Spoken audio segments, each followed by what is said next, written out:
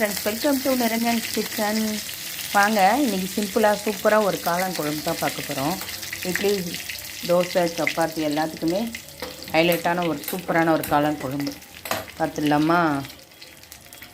இப்போ எண்ணெயும் போட்டிருக்கேன், சோம்பு போட்டிருக்கேன், 2 பட்டை லவங்கம் போட்டிருக்கேன். இதில் வெங்காயம் சேர்க்கேன்.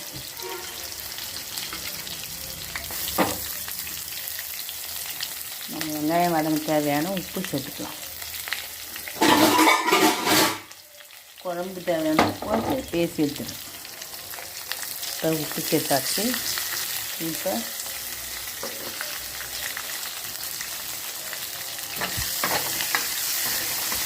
வெங்காயம் நல்லா வதங்கணும் பாருங்க. நம்ம காளான் குழம்புக்கு வெங்காயம் நல்லா வதங்கிடுச்சு.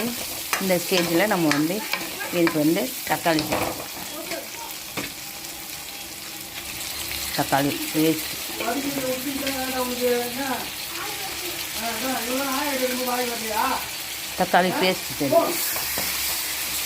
பேஸ்ட் சேர்த்து நல்லா வதங்கணும்.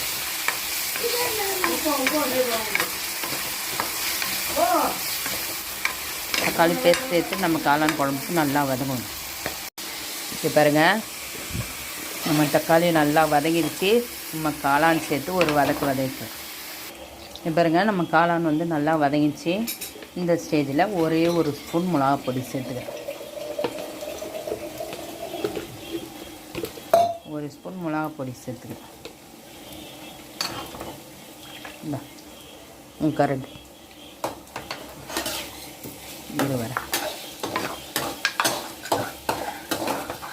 நம்ம காளான் குழம்பு அவ்வளோதான். கொதிச்சிச்சுன்னா சூப்பராக ரெடி ஆகிடும். நம்ம காளான் குழம்பு கலர்ஃபுல்லாக இருக்குது. சிம்பிள் டிஷ்ஷு தான், கடன்னு செஞ்சிடலாம்.